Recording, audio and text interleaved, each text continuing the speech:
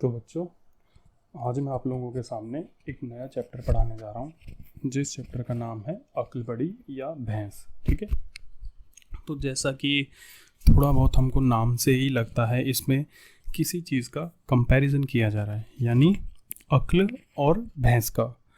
तो सबसे पहले तो अक्ल जो शब्द है उससे आप सभी बहुत अच्छे से वाकिफ़ हैं। अक्ल का मतलब होता है दिमाग, यानी इंटेलिजेंसी। ठीक है, और भैंस तो आप सभी को पता है, बफेलो यानी भैंस जो हमको दूध देती है। तो दिखने में तो हमने तो कभी अक्ल को देखा नहीं है ना, इंटेलिजेंसी किसी की भी होती है लेकिन हमने उसको कभी देखा नहीं, लेकिन भैंस को हमने देखा है और भैंस बहुत बड़ी होती है। तो आइए इस चैप्टर के माध्यम से, थोड़ा कॉमेडिकल ये चैप्टर है, इसमें दो लोगों की कन्वर्जेशन है, कैसे कैसे वो एक दूसरे से बात करते हैं, एक दूसरे को क्या बोलते हैं, तो उससे हमें पता लगता है कि अक्ल बड़ी या भैंस। ठीक है, सबसे पहले इस चैप्टर में देखिए, इस चित्र में आपको दो लोग दिख रहे हैं, एक बहुत ताकतवर सा है, एक दुबला पतला है, और एक उनके साथ गाय भैंस गधा जो भी है उसको समझ सकते हैं। तो सबसे पहले इसमें आफंती के शहर में एक पहलवान भी रहता था।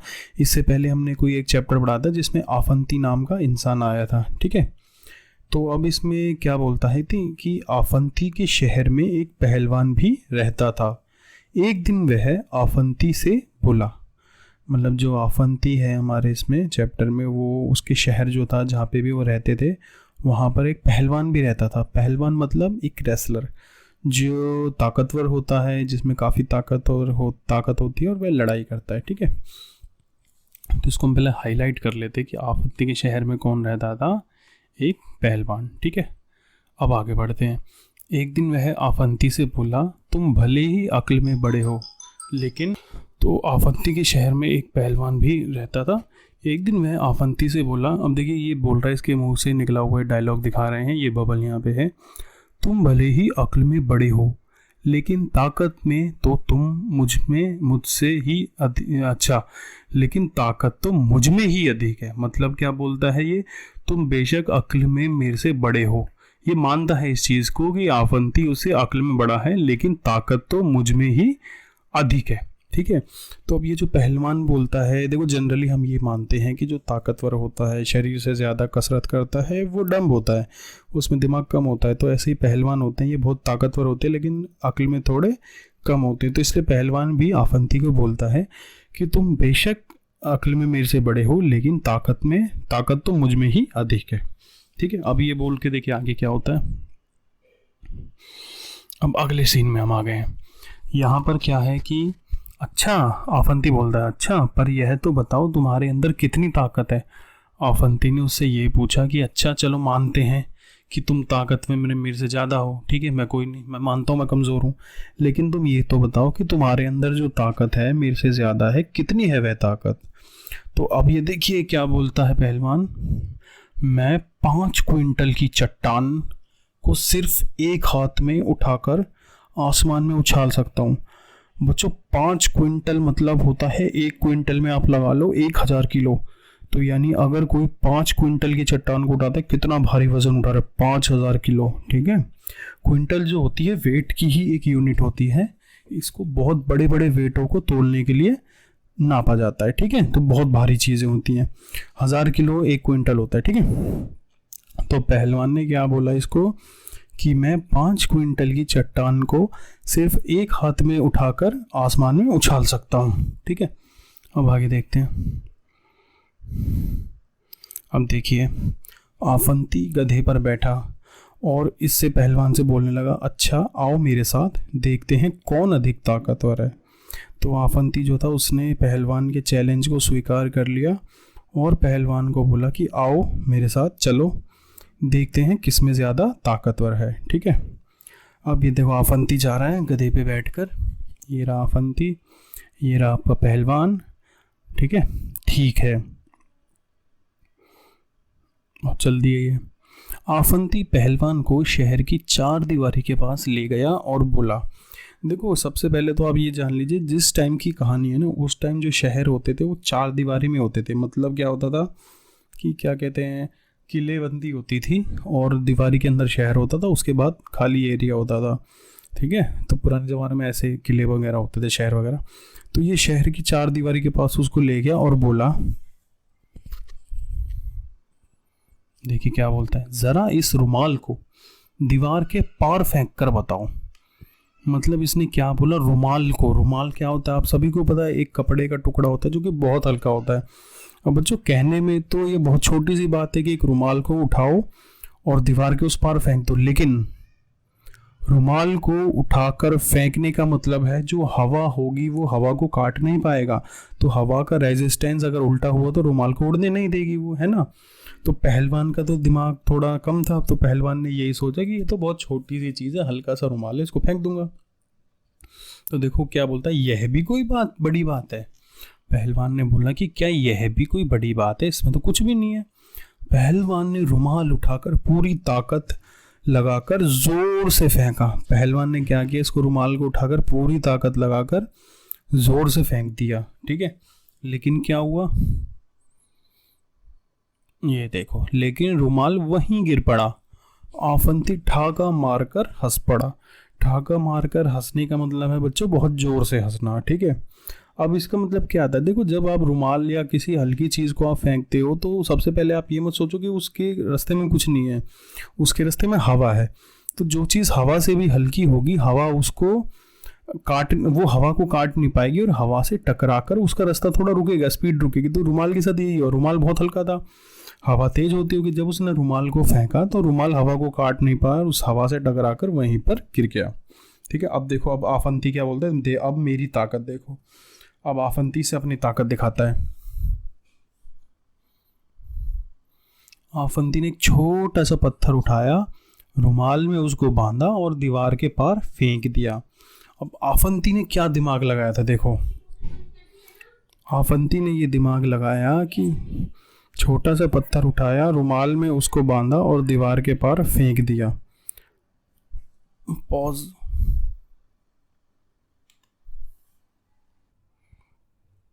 तो अब यहाँ पे क्या था, आफंती ने एक छोटा सा पत्थर उठाया, रुमाल में उसको बांधा और दीवार के पार फेंक दिया। अब बच्चों पता है क्या था इसमें, टेक्निक क्या है, दिमाग इसमें क्या लगाया, इसको ये पता था कि रुमाल जो है वो है हल्का, हवा को वो काट नहीं पाएगा। तो उसने ऐसी भारी चीज़ पकड़ी जो कि पत्थर था। पत्थर रुमाल को हवा में, पत्थर हवा को बड़े आराम से काट सकता है, ठीक है। तो इसने यही किया, पत्थर में रुमाल को लपेटा। अब रुमाल जो था इतना हल्का था वो किसी की भी शेप ले लेगा। तो जब पत्थर को रुमाल के अंदर रखा तो रुमाल ने पत्थर की शेप ले ली। फिर जब इसने इसको रुमाल को फेंका तो एक तरह से इसने किसको फेंका, पत्थर को ही फेंका, और पत्थर हवा को काटता हुआ देखो इसके पार चला गया। तो ये हमारा इतना यहाँ पे ये स्टोरी ख़त्म थी। अब इसके थोड़े से क्वेश्चन आंसर हम करेंगे एक बार।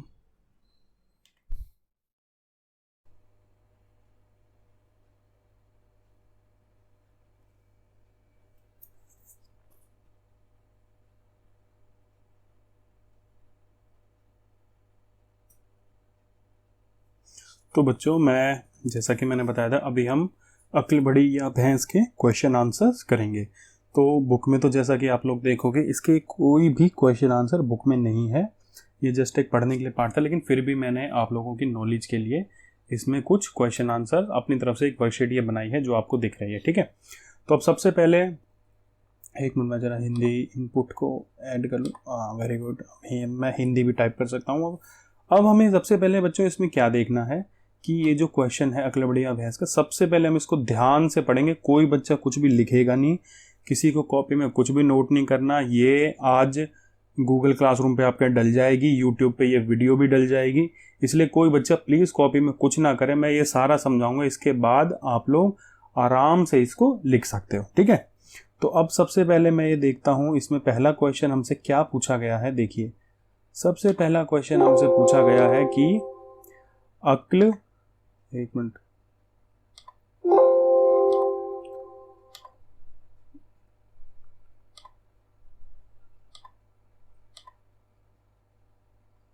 एक मिनट, टेक्स्ट का क्या आ रहा है, रुक जाइए।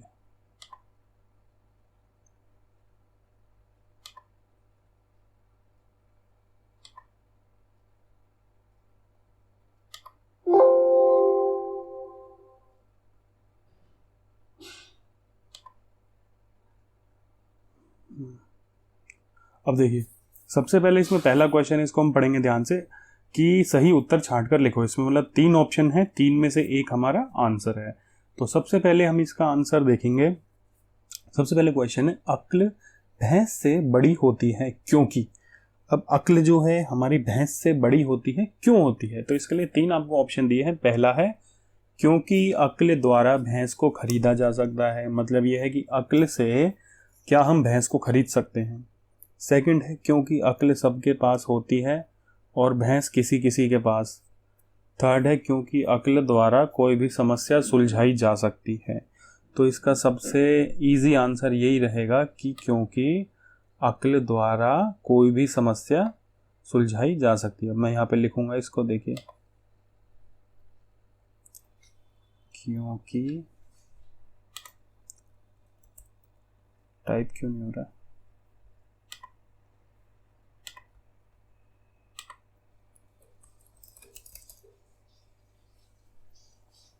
अब आगे देखिए,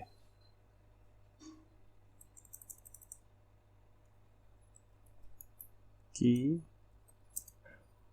अक्ल द्वारा कोई भी समस्या सुलझाई जा सकती है। तो ये फर्स्ट का आंसर हो गया कि अक्ल द्वारा कोई भी समस्या सुलझाई जा सकती है। अब सेकंड क्वेश्चन हम इसमें देखेंगे कि सेकंड क्वेश्चन में क्या पूछा गया है कि बताओ रुमाल के अलावा इनमें से कौन सी चीज़ें बिना पत्थर के दीवार पर के पार नहीं फेंका जा सकता। मतलब जैसे इसमें रुमाल को पहले बांध के फेंका गया था, लेकिन रुमाल दीवार के पार नहीं गया था। फिर इसने रुमाल को पत्थर में डालकर फेंका तो वो दीवार के पार चला गया। तो इसी तरह इनमें कौन कौन सी चीज़ें हैं जो कि दीवार के पार बिना पत्थर के नहीं जा सकती। मैं उनको सिर्फ हाईलाइट कर देता हूँ इसमें, ठीक है। देखिए, पहला तो हो गया आपका कागज़, ये नहीं जा सकता है ना।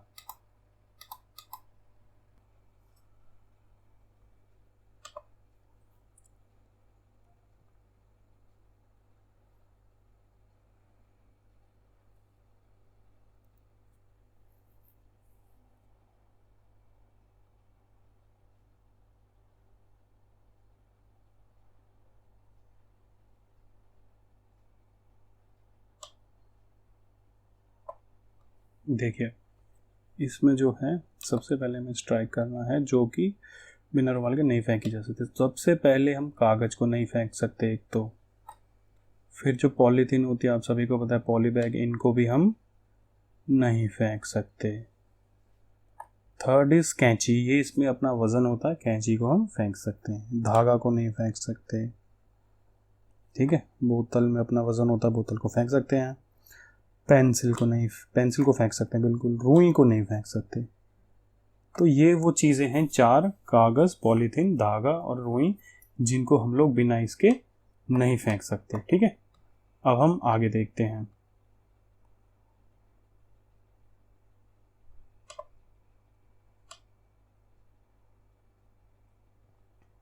अगला प्रश्न पूछा गया है कि पहलवान कितने क्विंटल की चट्टान आसमान में उछाल सकता था। तो कितने क्विंटल की थी बताइए सभी बच्चे। हम सभी को पता है 5 क्विंटल, ठीक है। 5 क्विंटल की चट्टान को पहलवान आसमान में उछाल सकता था। अब नेक्स्ट क्वेश्चन देखिए, आफंती पहलवान को कहाँ लेके गया। सेकंड क्वेश्चन है कि जब इन दोनों के बीच में कंपटीशन हुआ था वो कहाँ हुआ था। तो आफंती जब पहलवान को लेके गया था, वो पहलवान को लेके गया था शहर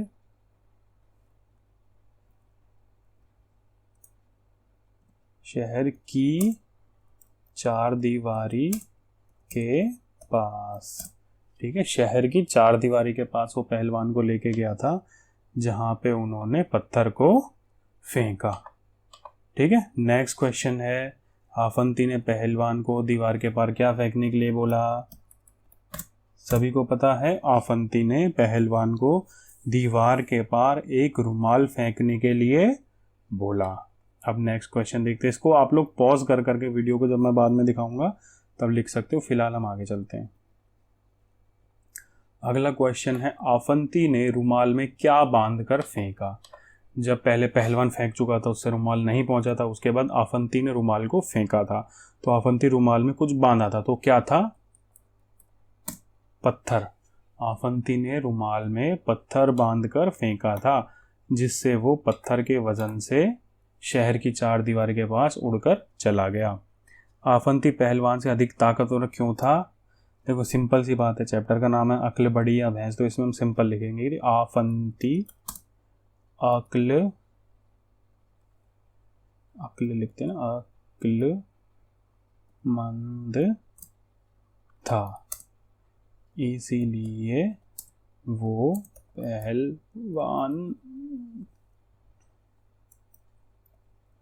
पहलवान से ज्यादा ताकतवर था। ठीक है, इनको बच्चे पॉज कर करके लिखने ने, वीडियो में बाद में बता दूँ। अभी हम ज़्यादा किसी को लिखने की ज़रूरत नहीं है, इसको सिर्फ सुनते रहो वीडियो को और समझते रहो। ठीक है, अब आगे देखते हैं। अब इस अगला क्वेश्चन है, किसने किससे कहा। अच्छा, पर यह तो बताओ तुम्हारे अंदर कितनी ताकत है। ये सवाल किसने किससे पूछा था? ये सवाल पूछा था आफंती ने। और किससे पूछा था? आफंती के अलावा वहां दूसरा आदमी कौन है? कहानी में केवल एक ही है, जिसका नाम है, क्या नाम है जिसका? पहलवान। ठीक है। सेकंड, अच्छा आओ मेरे साथ देखते हैं कौन अधिक ताकतवर है। ये भी जब ये चार दीवारी के पास जा रहे थे तब भी किसने बोला था? आफंती ने। ठीक है, और किससे बोला था? पहलवान से। ठीक है, लास्ट, यह भी कोई बड़ी बात है। ये जब बोला गया था पहलवान ने, जब आफंती ने उसको बोला था कि तुम्हें रुमाल को उठाकर बाहर फेंकना है, तो ये बोला था पहलवान ने। किससे बोला था? आफंती से। ये हो गया। ठीक है, अब नेक्स्ट देखते हैं, लास्ट क्वेश्चन है मेरे ख्याल से ये। पहली बूझो। देखो, क ख ग और घ चार भाई हैं। क ख से बड़ा है परंतु ग से छोटा है। ख ग से बड़ा है पर घ से छोटा है। अब अपनी अक्ल लगा और बताओ कि चारों भाइयों में सबसे बड़ा कौन है। देखो, इसको करने का बहुत सिंपल तरीका होता है, मैं आपको दिखाता हूँ। देखिए, इनको करने का सिंपल तरीका है, सबसे पहले आप सबको लिख लीजिए। जैसे क है, यहाँ मैंने लिख दिया क। ठीक है, अब जो क से बड़ा होगा क के नीचे लिखा जाएगा और जो इससे छोटा होगा वो ऊपर। तो क ख से बड़ा है, यानी ख छोटा है, तो मैंने इसके नीचे लिख दिया ख। ठीक है, क बड़ा ख छोटा, लेकिन ग से छोटा क है, तो ग इससे बड़ा है तो ग इसके ऊपर लिख दिया। ठीक है, ये बहुत अच्छे रीजनिंग के सवाल हैं, आगे चल के यूज होते हैं। तो देखो, अभी तक सबसे बड़ा ग, उससे छोटा क और सबसे छोटा ख। अब तीसरा जो बंदा है ख, ग से तो बड़ा है, ख जो है ग से बड़ा है। ठीक है,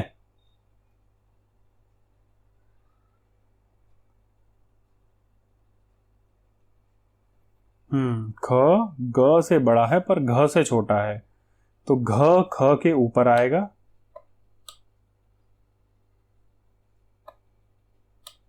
ठीक है, और ग से बड़ा है ख, तो ग आएगा नीचे। ठीक है, अब देखिए,